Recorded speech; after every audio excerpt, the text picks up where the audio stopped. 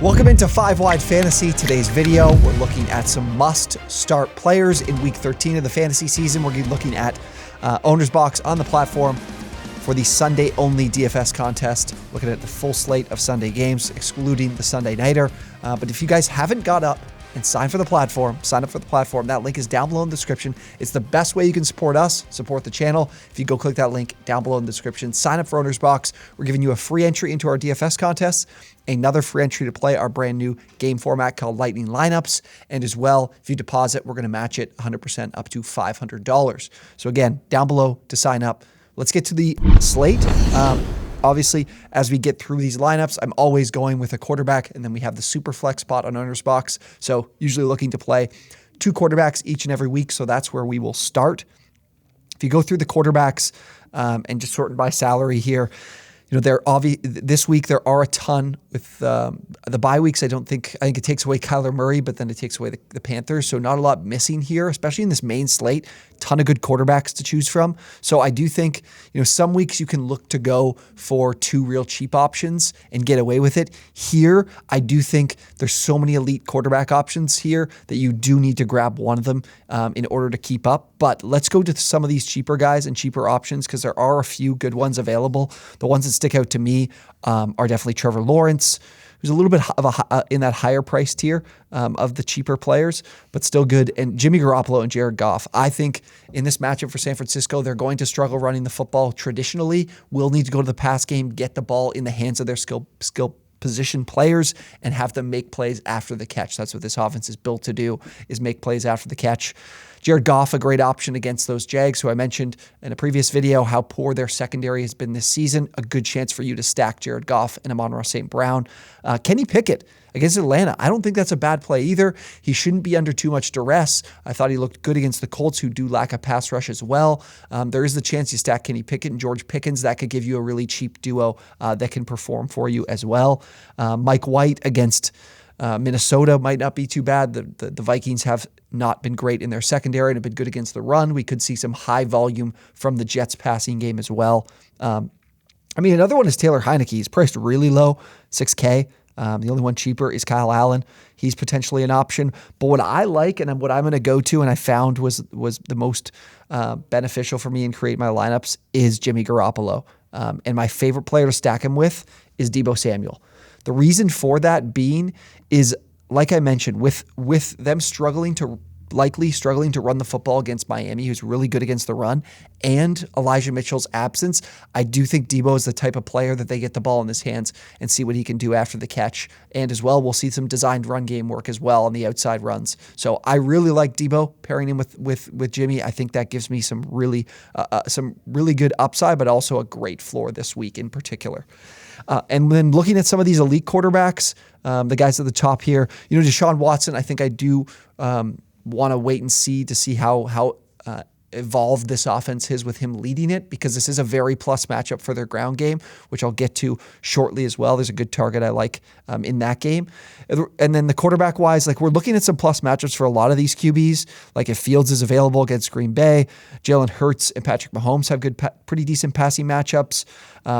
Justin Herbert against Las Vegas, Tua against San Francisco, who's been allowing a lot of fantasy points, but I do like their secondary. The one that sticks out to me is Joe Burrow at home against the Chiefs. The Chiefs have been improving in their run defense, but I do think Burrow has had this team's number since coming into the league. I think he continues that here at home. We'll be in the stadium, in the building at this game. Very excited for that. So I like stacking him with the very obvious choice here being T. Higgins. I think Higgins is an excellent pairing with Burrow, and these two will be and have been dynamic the last few weeks, and I think that continues against the Chiefs.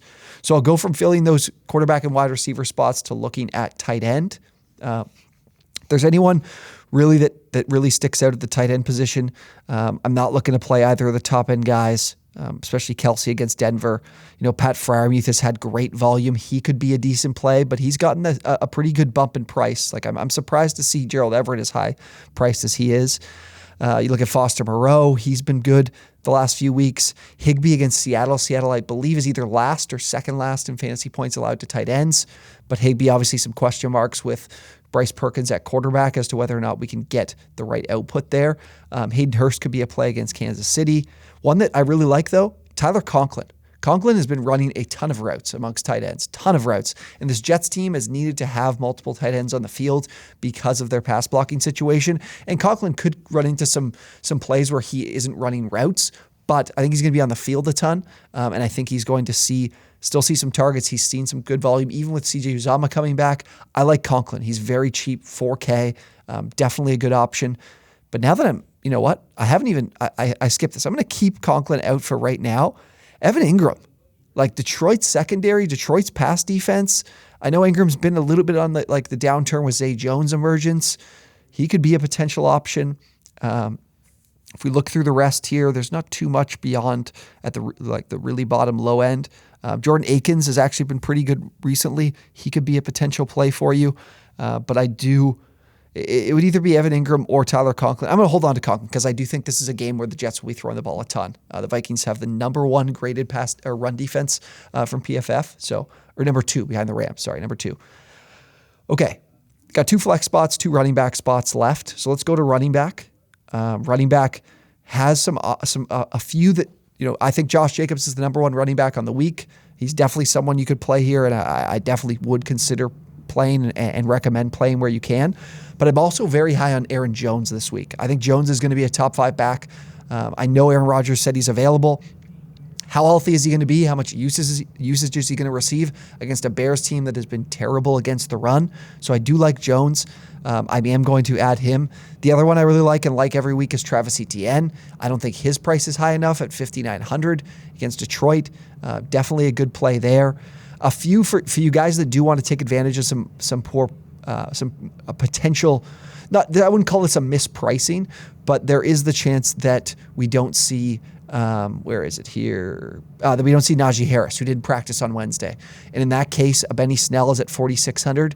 And then we could get Jalen Warren back. He's at $4,900. Where is he? There he is, $4,900. So if we get either of those 2 thrust into the starting role, it's more likely Warren than Snell. But if you do see that, I think you could take advantage of this matchup and play them, because I do think I want to avoid the really public plays, and that there's a potential here of that. But the Steelers' offense isn't one a lot of people want to get behind, even if someone's emerging into a role that they didn't previously have and have value because of it. So if you do see this duo, one of these 2 having to play, Warren's been practicing, so there's a better chance Warren, it looks like, plays than Harris. If Warren's available, I would definitely look to get him in, because $4,900 is a great price.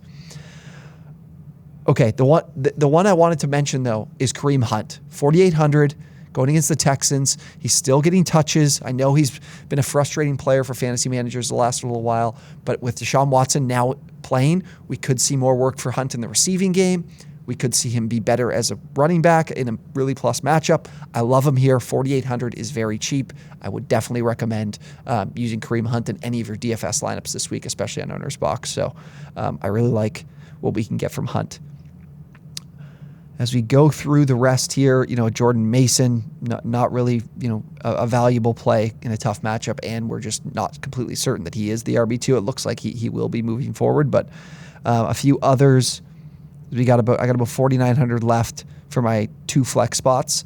Let me make sure I pull wide receivers in here too. That's what it was. I'm missing wide receivers. So if we go to players in that tier right around 5K, the one that, Kyron Williams could be a decent option. Could see some good volume against the Seahawks. The Seahawks have been pretty poor against the run this year. He's definitely one.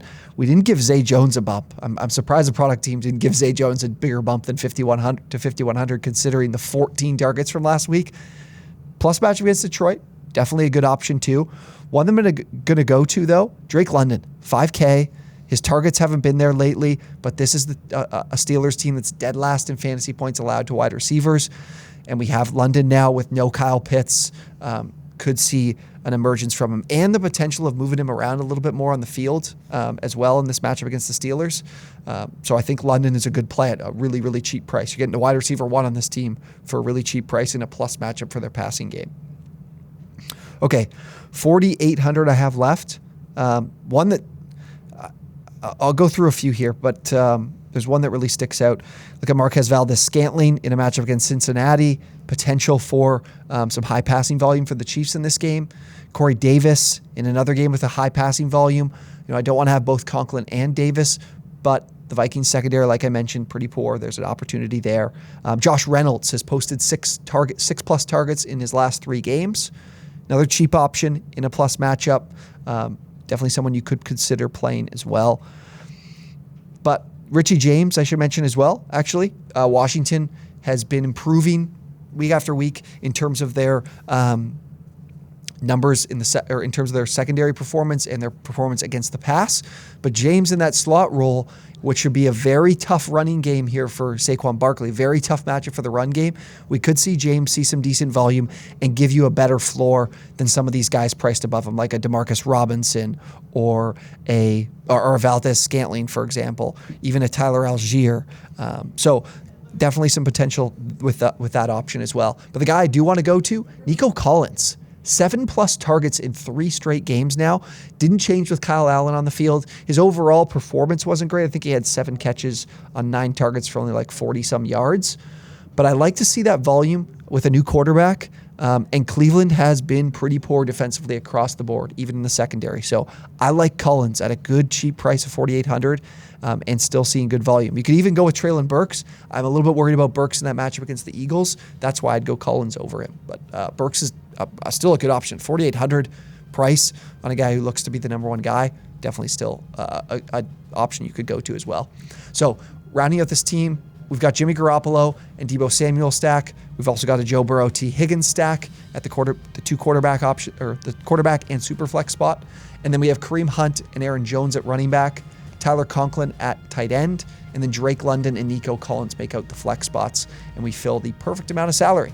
Again, if you guys are new and you haven't played, when you do go to set this lineup, in the top right corner, you'll see the add promo code button. If you use promo code DFS10, you're going to get this completely for free, this entry, and then you can get into the contest this week as well. Promo code Lightning10 for a free entry into the Lightning Lineups game as well. So if you guys enjoyed the video, be sure to drop a like, subscribe to the channel if you enjoyed, and if you're looking to run some strategy, talk DFS, or just talk fantasy football, join our Discord. That link is down below in the description. We're talking fantasy each and every day. Any advice you need, I'm in there. We got a community in there, so come join the Discord. Again, link down below. Thank you guys for watching, and we'll see you next time.